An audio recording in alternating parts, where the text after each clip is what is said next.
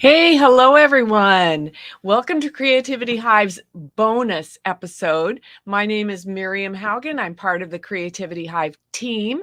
We help budding videographers achieve massive post-production skills through one-on-one teaching and live group coaching. And our weekly hangout brings you people working in the video industry from across the globe. So be sure and leave a comment, let us know that you're here, and tell us where you're joining from. I am really excited to have Andrew Hicks here from Down Under. So welcome, Andrew. Hey, Miriam. It's tomorrow there. Yes, it is. Or you can say it's yesterday here, whatever.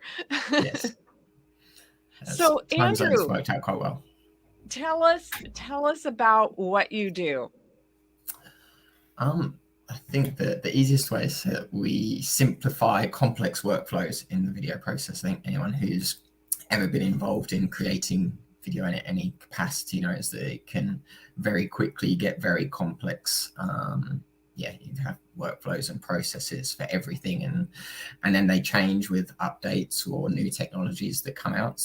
So I try and streamline and automate as many of those workflows and processes as possible so that creatives can focus on doing the fun stuff, which is being creative for them. So they're not having to worry about. Working are these scripts just in like Premiere Pro, or what programs do you work with? I mainly work with the Adobe suite, but there are a lot of integrations and parts of that. So in our own business, we have a lot of things within the Google workspace. So we have Google Scripts operating through there and bringing things into, say, Premiere Pro or After Effects.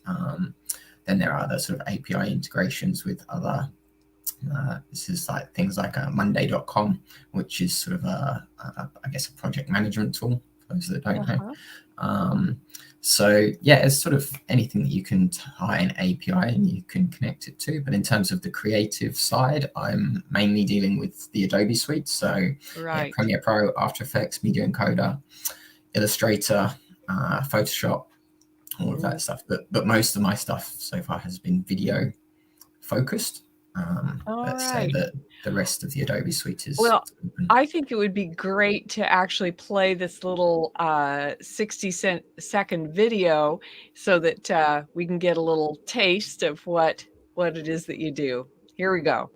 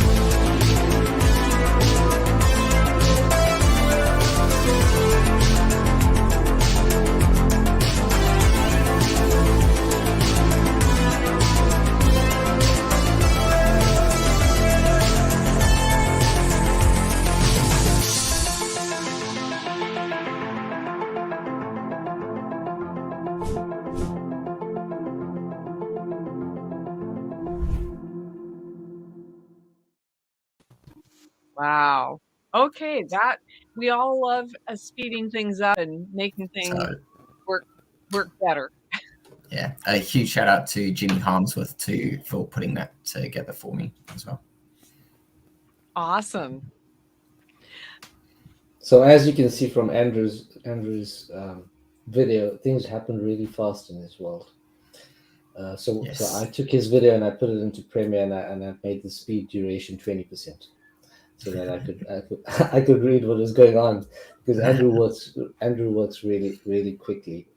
So you had to slow it down. Is that what you said, Mo? I slowed myself down. I had a cup of tea. I just zenned out for a second. That speed duration, it was juddering along, and I'm like, okay, HTML. Okay. Because you wanted to drill down and see what was really going on. What's he doing there? Well, Andrew sent it to me right at the beginning, and we were having a chat about how it was constructed. So I said, That's pretty quick. It's not easy to understand, but I'm sure there's iterations after this that he's done. So Yeah, I'm sure I'll have a look at them at some point. Jonathan. Yay. Hi, Jonathan. That is great. So how did you get to where you're at today? I'm always interested in knowing people's paths. This is a very odd path to here.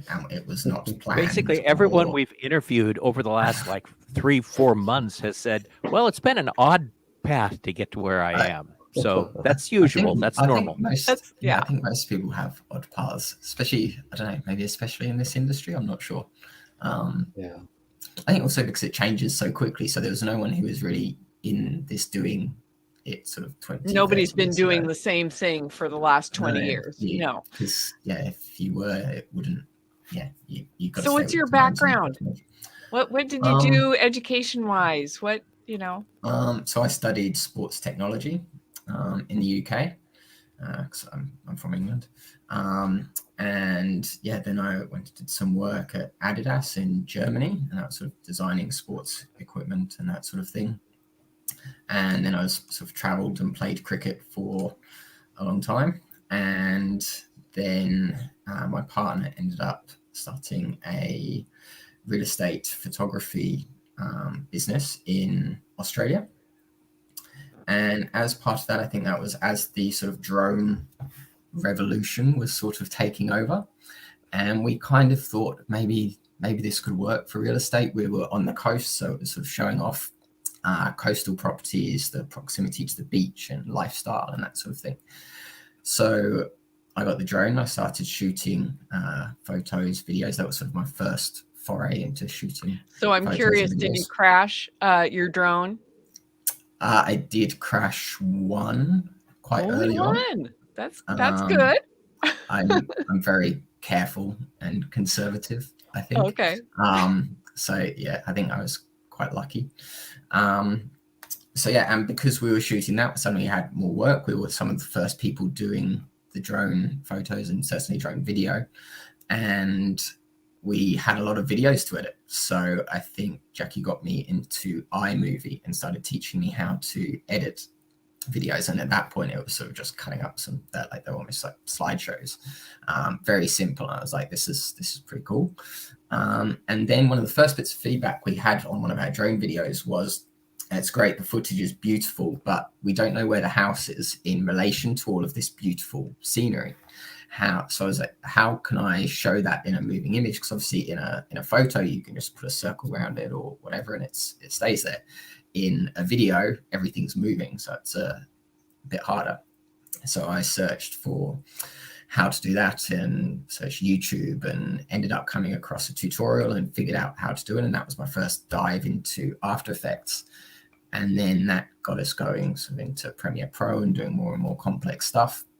And then from there, I was trying to do various things with, I think, titles and that sort of thing. And that got me into the world of expressions, which is sort of, I guess, tiny snippets of code.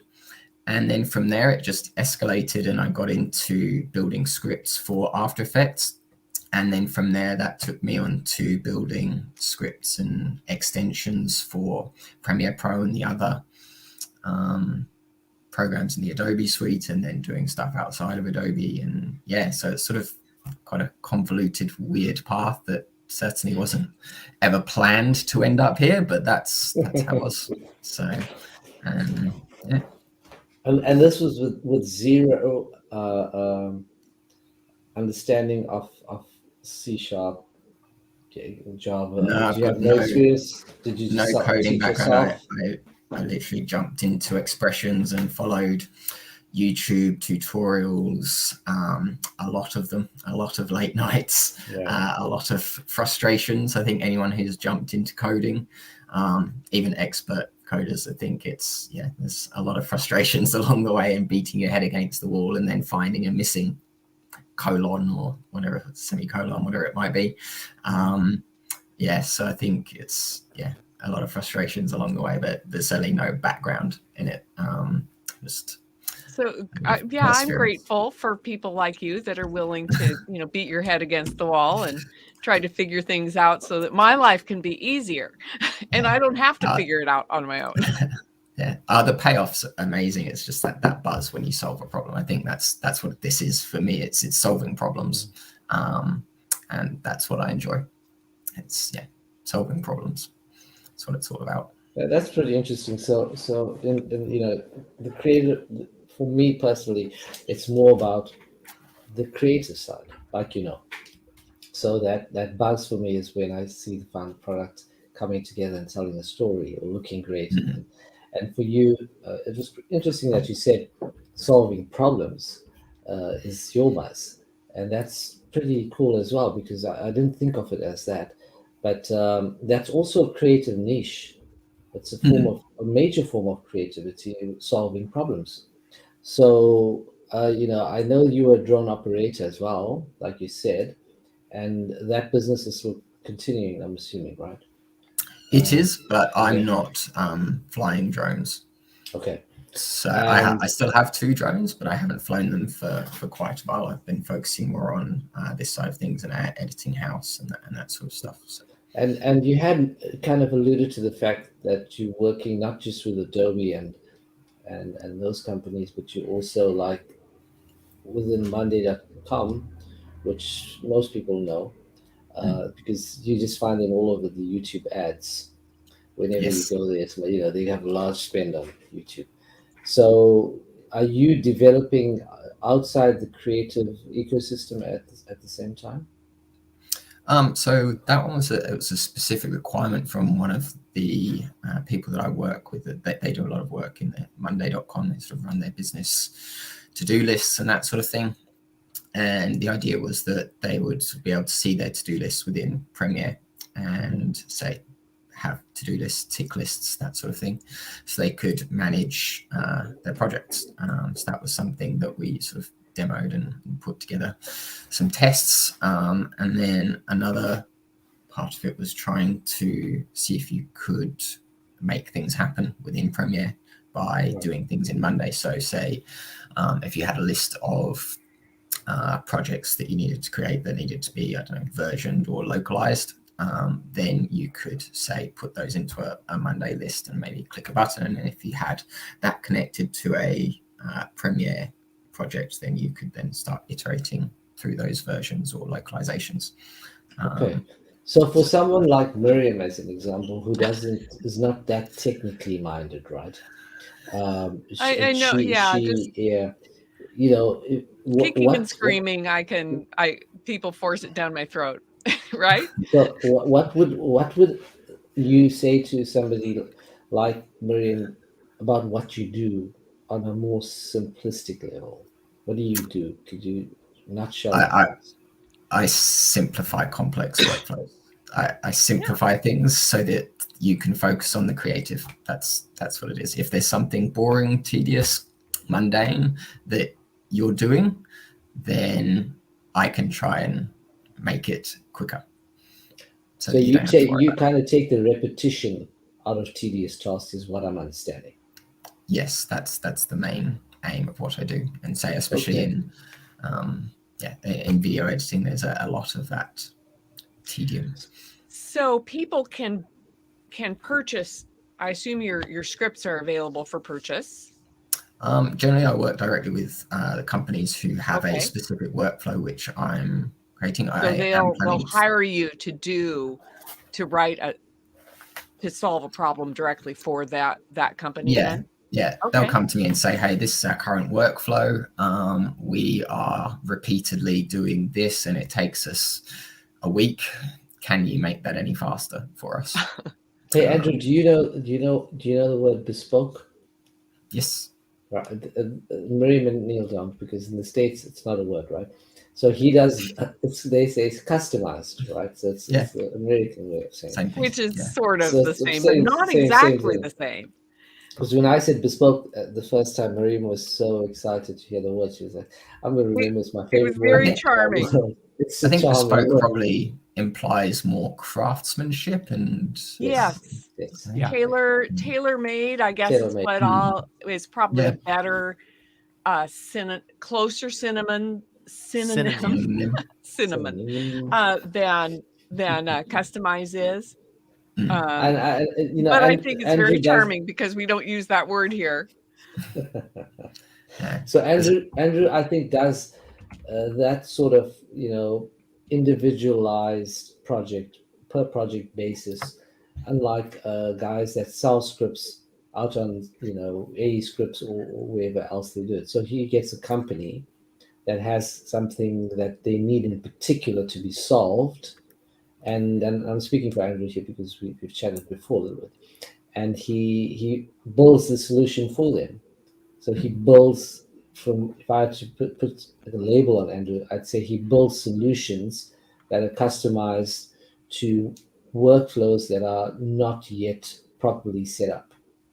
Yeah, correct. Yeah, and say I am looking to do some things on AE scripts, but yeah, it certainly hasn't been a focus at this stage. It's something that I'd like to do, but it's very different trying to plan and build something that is for a mass audience where you have to cater to everybody and everyone's variables, because everyone does things slightly differently. So yeah, it's a very different proposition, I think. And how do you find the competition? I mean, are you alone in the market, or are you? I'm certainly not alone, but there equally aren't very many people doing this sort of stuff, and certainly not with this sort of focus in more, I guess, company focused. And also, if there were, I think, I don't know if I'd know about it as well. So there's probably that's very interesting to me, because so you're business to business primarily is what you do. And if you're alone in the market, how do people even know that service exists? So it's better not to be totally alone. People know, okay, I need the services of someone who will write these scripts and automate our workflow. I think the first step is getting there. How do you market? How do you let people know? Or how do people find you? So I think the first problem is that most people don't even know a lot of this stuff is possible. So that's probably the first thing, is I think education and getting people to know what's possible. I think like you look at something like Premiere Pro and After Effects, anyone who's been into the Adobe products, there's probably 10, 20 or more different ways to do the most basic task, and you could do it anyway. And then you've got this whole sort of scripting, expressions, APIs, which is just a completely separate layer, another layer which some people haven't even touched or thought of. So I think that's the first step, is getting people to know that there is sort of this stuff out there. Generally, the people that come to me, they've come through people who I know. So I have a good network of people like Mo. I think Mo came to me via Yala, who was on here previously. I have a very good relationship with people at Adobe who then have clients coming and saying, hey, we've got a few problems with this workflow. And then they might come to me and say, just through doing this sort of thing, it's, my network generally put me in touch with people. And it's surprising how many people are coming to me, considering I do very little in the way of, I guess, direct marketing. I will say here that there's a lot more people that are After Effects users that understand that you can do scripting, because After Effects is built with the ability to add scripts directly into your comps as you're working. You don't see anything like that in Premiere Pro, and so many Premiere Pro users have no clue that you can actually script for Premiere Pro. In fact, that's of course all the extensions and plugins that people get. Those have been done normally with scripting. And so it's marvelous having someone like you that knows how to do it, that can step in and start writing some of that scripting and prepare some of those things. Because there are so many things that are, oh my God, they're mind-numbingly boring, and you have to do it 300 times. Yes, After Effects is so much easier, and that's how I got into it, was through that sort of pathway. I guess the Premiere side is much much more difficult getting into. There's a much steeper learning curve.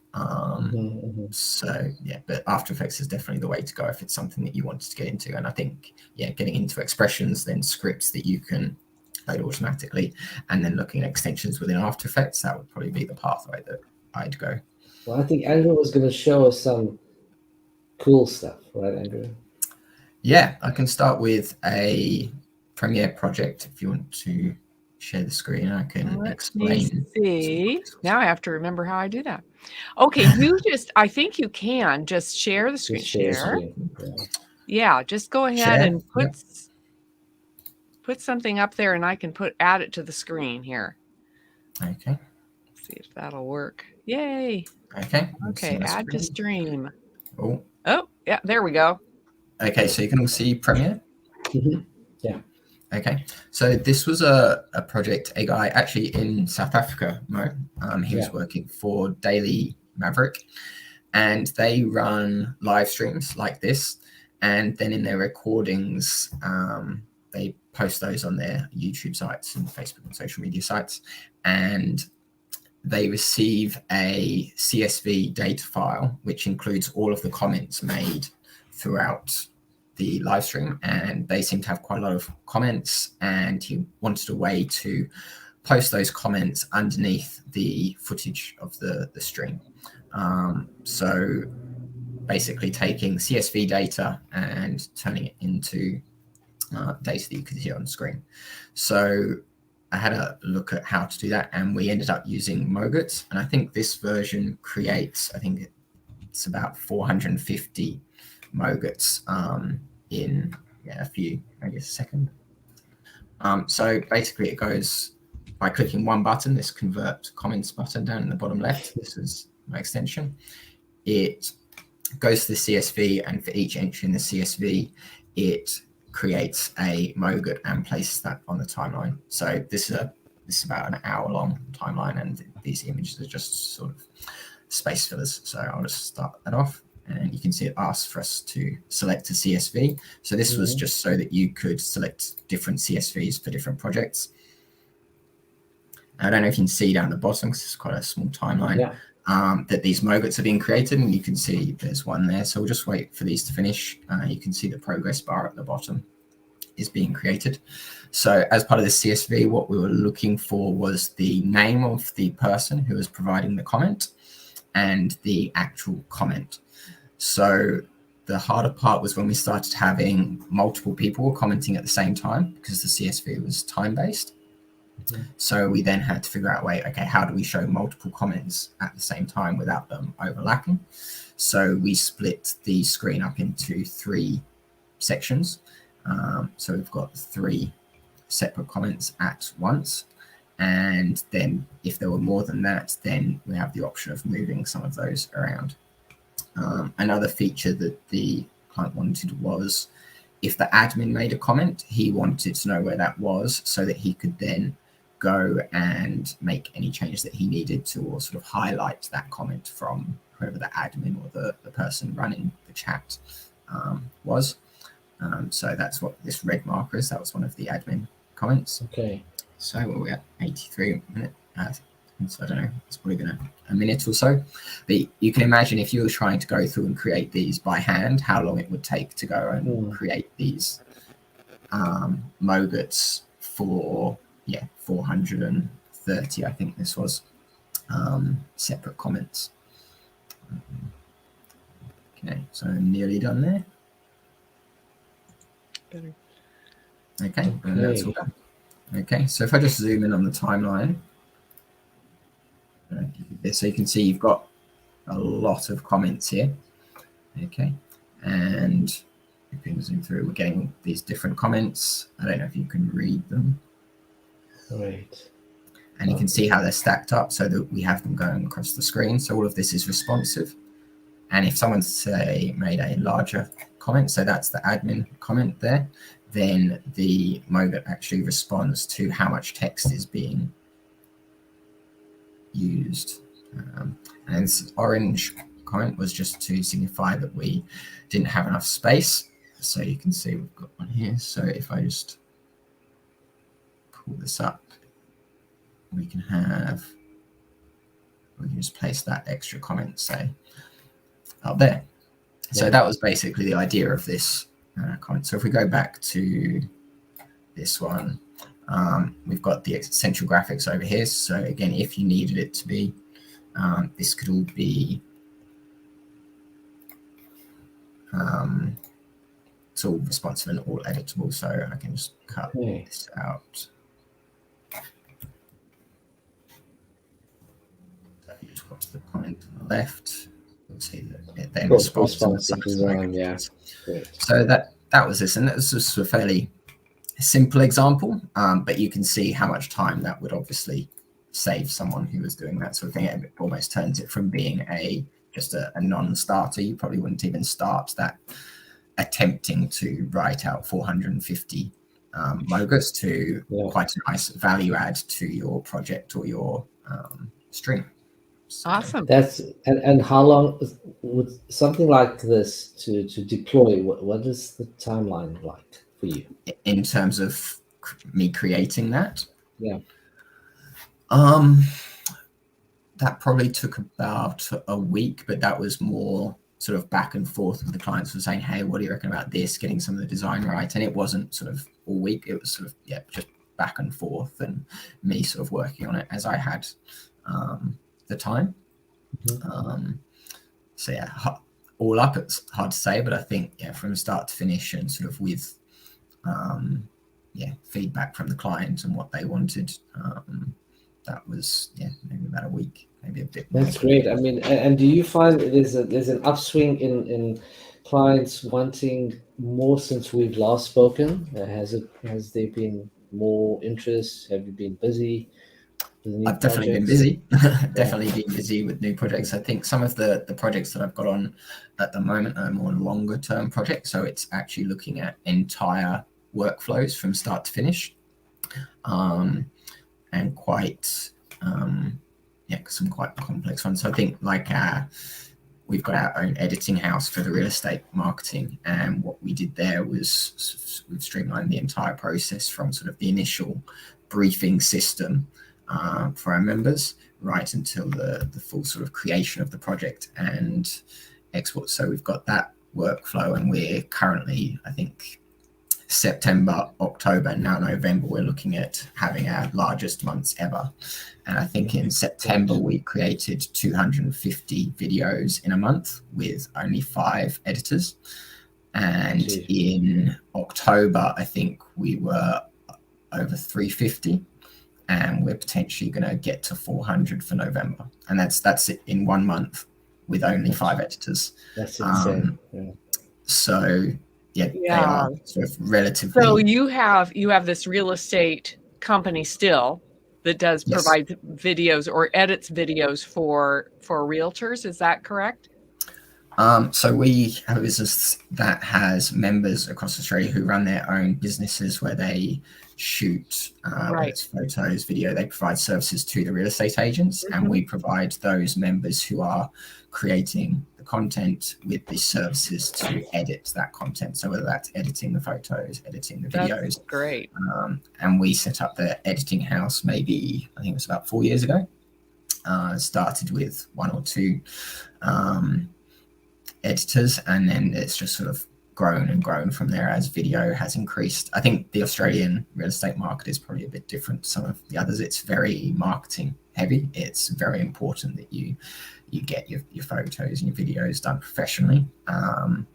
So there's a big market for that sort of thing. Yeah, I'm no expert in what it's like in the States in the real estate market, but I think my impression is that it's with the higher end properties for sure.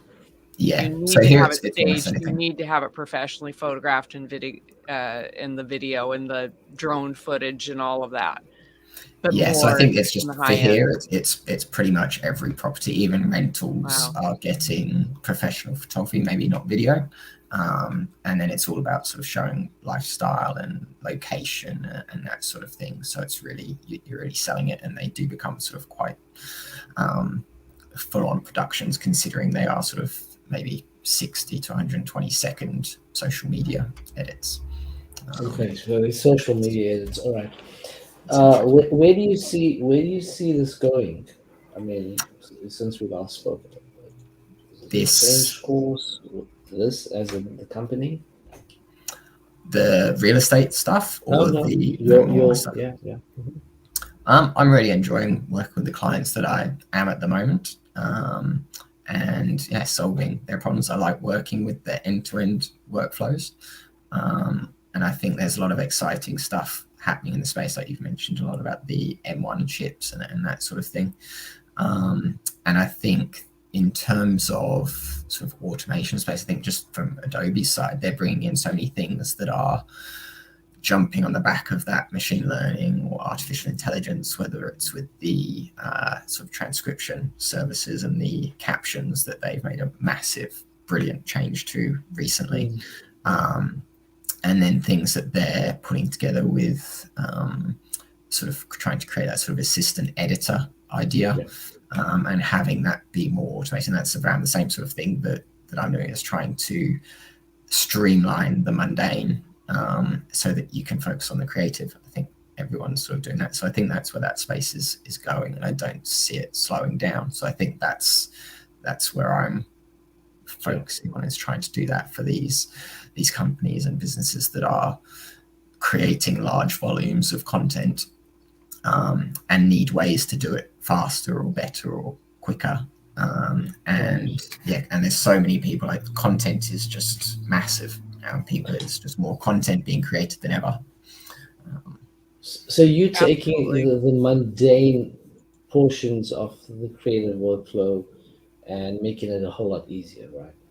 Are you looking at any point of making the whole edit process a completely automated one? Is the question. I don't. Possibility. I think it's a possibility, but only if you have a very specific product. I think there's always going to be room and space for that creativity. I don't think you can automate it and get rid of that at this stage. I think you're still going to need that human input, and I think the point is that human input needs to be focused on doing the stuff that only humans can, and so they can do that creativity, so they can create that feeling, that vibe. Yeah, absolutely. Rather than focusing on shifting folders around or putting stuff in the right place. Let's get away from having people doing all of that boring stuff that frankly no one actually wants to do. It's just one of those bits of the job that you kind of have to, so that you know where your stuff is, or so that it's in the right place. So I think the kind of current trend is that, with AI and AR, actually, and Sensei and a whole lot of other technologies, like remix right now, right, in Premiere Pro. So it does it for you. You don't even know what's going to happen. It's cool, and it's all of that. But what I find is the fact that it's chipping away very slowly at what you have control of, and it reminds me a lot of Final Cut Pro 10 when it just launched. It had the magnetic timeline, right, and it had background reading, so it took away a little bit of the avid, the feature film full length where you got your hands dirty properly. Yeah. And a lot of editors, that's an art form. That's not. I'm beginning to see that art form beginning to dissipate. It's very steady. TikTok has made it dissipate, really, in a hurry, in a big hurry. If you look at the YouTube content that's starting to emerge now, very recently, weeks actually, it's also almost automated in its feel, and it's taking away the human touch for me, from what I've seen. Because click this button and it's going to automate the sequence. Click this and it's going to give you beat markers. As an example, Matthias does a great job. Fantastic. His stuff's amazing. Yeah, his stuff is crazy. So it allows you to be able to find the waveforms automatically. You don't have to go look at waveforms and mark. However, there's actually quite a joy behind going through, what you just showed me now. I would not want to do. It's 300 comments. It's something different. I understand that, but going through and finding the waveforms individually, because all the waveforms, unless you're playing techno or house, it's just repetitive. But if you're taking some other genre like rock and roll, it's not repetitive, so it's very difficult to find. And finding the right kind of visuals for it makes the editing process much more enjoyable, interactive, and creative. Above all else, creative. So I find that it's kind of it's becoming sterile in its approach very quickly. I'm not sure what your take on that would be. I would agree. I think as long as the companies like that, Avid's, Final Cuts, and Adobe's don't take away the ability for the skilled top end editors, which I don't think they're ever going to take away the ability to get right down into those sort of nitty gritty settings, then you're still going to have a place for those people. And I think I could be completely wrong, but I think the people who are still able to create high quality content and content with feeling and emotion and that personal touch, I still think that stuff will win over something that's been created automatically by a machine at this stage. I still think there's a space for that, and I don't know if that will change. I think it's just finding the right balance, I guess. Look, if you look at what Neil loves the most, he loves color. So as a colorist, this could kind of seep over into that space as well, where you have buttons that say a warm auto-tone. No, yeah, we'll kill the word auto for now. Sensei-driven tones, let's call it something. Maybe Adobe might grab that from me. It's driven by Sensei. So, hey, Neil, what is it that you want this to look like? And it's maybe voice-driven. Maybe it could be voice-driven at some point, and I'm sure it's going to get there.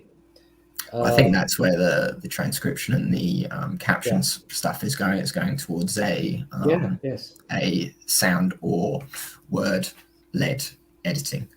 Definitely, and I see that now it's going to overlap and spill over computer. Into other areas. Do you know the reference? so with Siri as Star Trek well. movie. It's Star Trek. Yes, Star Trek. Yes, right. What? Was it Star Trek? Yes. Yeah, that was Star Trek. Star Trek. Which number? For the voyage home, I think it was. Yeah. Where Scotty is trying to talk to a computer to give it the formula for the transparent aluminum, and so he picks up the mouse and starts talking to it. They say, use the mouse, and so he picks up the mouse and tries talking to it. And then so you have to actually use the keyboard. Oh, ancient. Oh, how quaint! But then it always seemed weird to me that he actually knew how to use a keyboard because but hey. Yeah, could you keep that comment on, Miriam? So Jackie says, with the flood of content these days, it's harder to stand out. So you could argue that maintaining creativity is essential. And that's my fiance. Valid. Jackie, well said. I agree on it completely. Maintaining creativity, though, is not as easy anymore as it was before, because your first few sentences is said with the flood of content, so you're stuck in this whole kind of huge jungle worth of content, and you have to stand out, but everything is green and your content is going to be green in the jungle, so you have to find the way to stand out.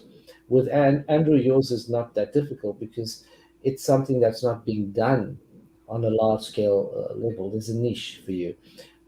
Where I see it headed, and I see a great opportunity for you, would be to as an example, for the colorists. Now, the diehard purists will say, no, I don't want to press a button and let it think for me and kind of let me see what's going on. But where I see it really going, again, voice driven, and it'll say, hey, Neil, how do you want that tree to look? Do you want me to isolate that tree? Yeah, it's a couple of years away still.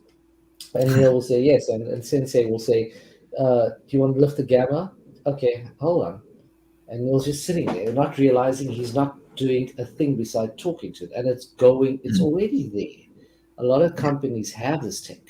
It's just not, it's not commercial at the moment.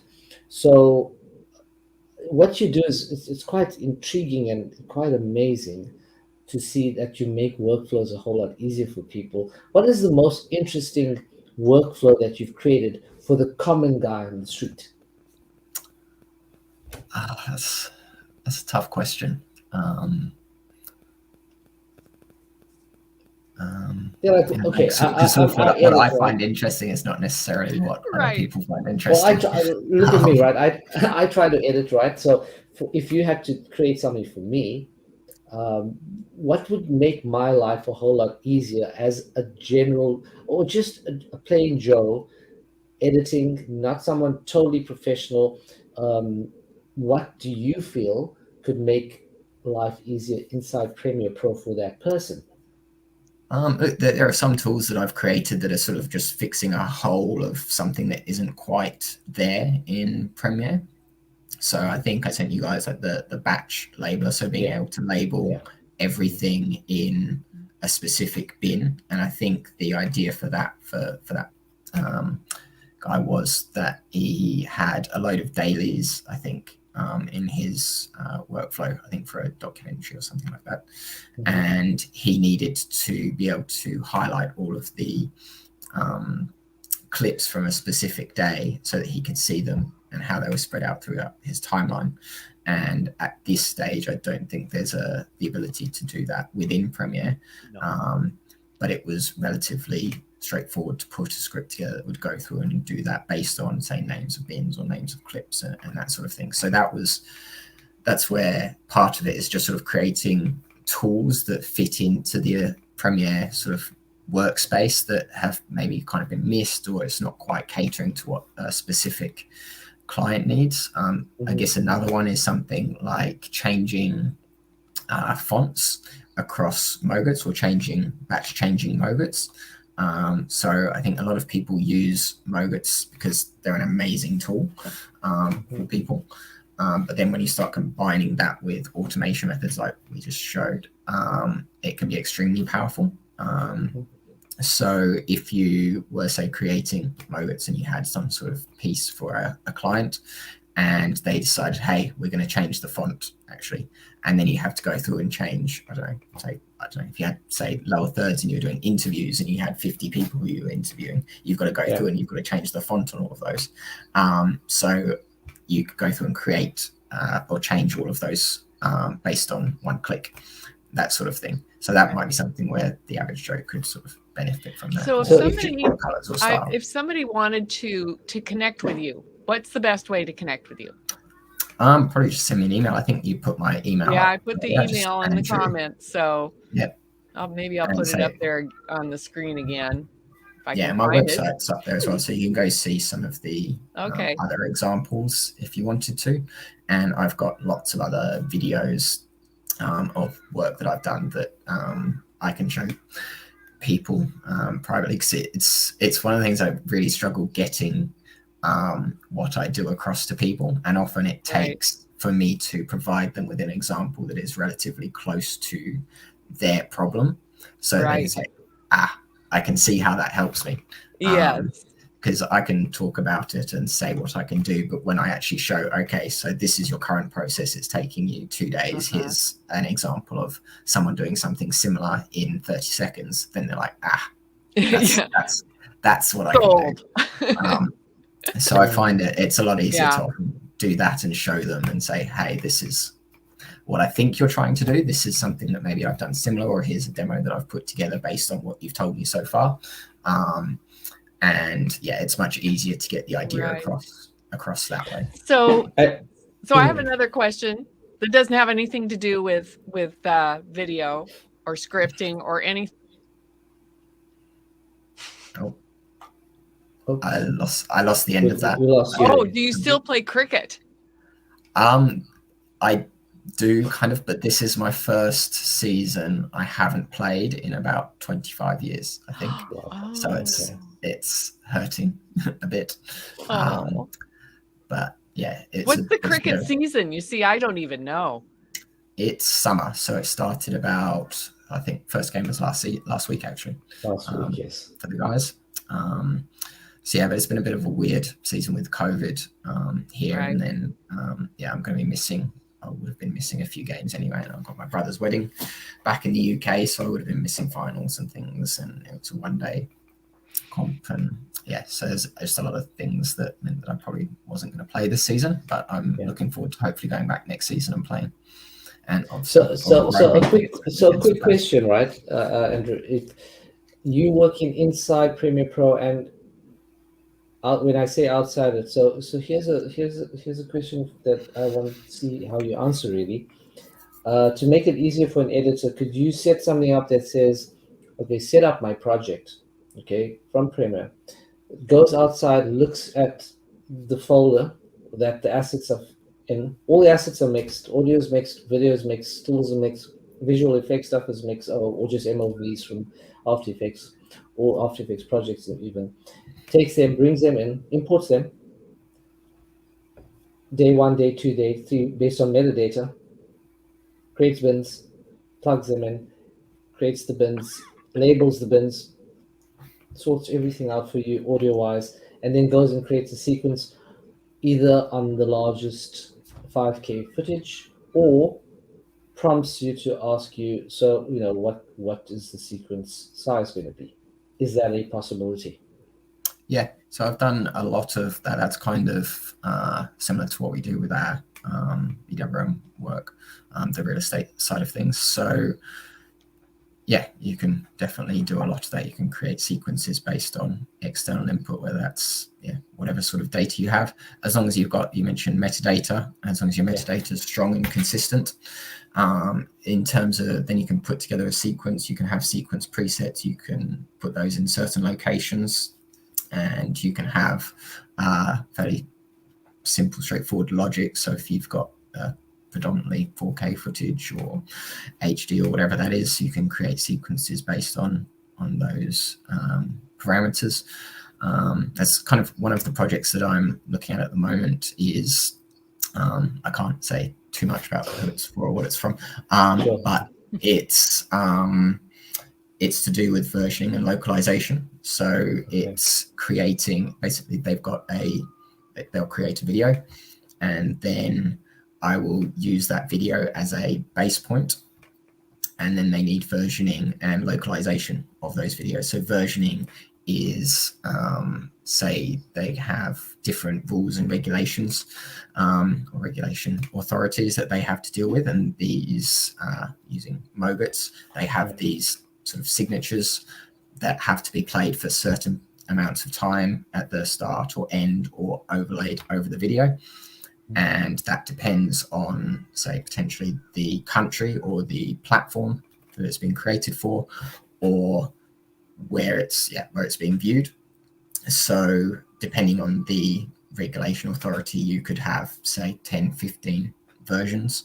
And then on top of that, you then have language-based versions, which are the localizations. So you might have any text that shows up on the screen has to be set in English, German, French, Spanish, Italian, whatever it might be. So from one sequence that you have as a demo and a lot of data, you can then go through and create or recreate that sequence, which might be 4K. The original, you can then create it in, say, HD, 4:5, 1:1, for various social media platforms. And then because you've got the original, you know the media that's been used, so you can bring that media into the correct locations and positions in terms of time and that sort of thing. So there's certainly a lot of stuff you can do around that, and that's one where I think the example that they gave me, I think it was taking them 2 to 3 days to do all of that, and obviously a lot of manual typing and sheets. And I think that's incredible. One of this, I did it in a minute and a half. So wow, a minute and a half, 2 days to a minute and a half. That's and have you done any new videos since we last spoke? I mean, it was still in its infancy, your launch video. No, I haven't. I haven't done any. So Andrew is not the kind of, he's creative in a different way. Right. You know, Right. Behind the screen kind of stuff. Behind the scenes. Behind I want to see your most incredible creation, though. I understand you have a baby. We do. Let's see where Jackie is. She's 6 months old today. Oh my gosh.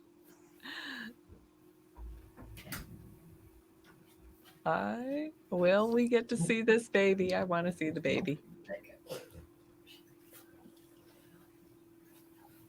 Oh my gosh. Oh my goodness. You see, he is being creative, Mo. He's being really creative. That's great. Look at that beautiful Hey, Aurora. Aurora. Happy birthday, Aurora. You don't know what I'm saying, but you'll play this back someday. Oh, I've got the headphones. Someday. So. Oh yeah, you got the headphones. Yep, she doesn't hear us. But how beautiful. Lovely. Whoa. Look at those big blue eyes. Give her a hug. Sweet. Is this your All first right. one? Yeah. Well, I think Yes. that's a great way to end the show, guys. Thank you so much, everybody, for tuning in. It can't end there because Andrew told me before we came on that he's giving away like 20 free. I'm just kidding.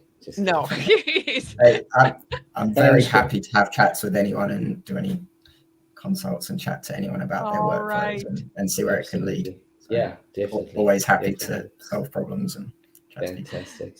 All right. Cheers, Jonathan. So, bye, everyone.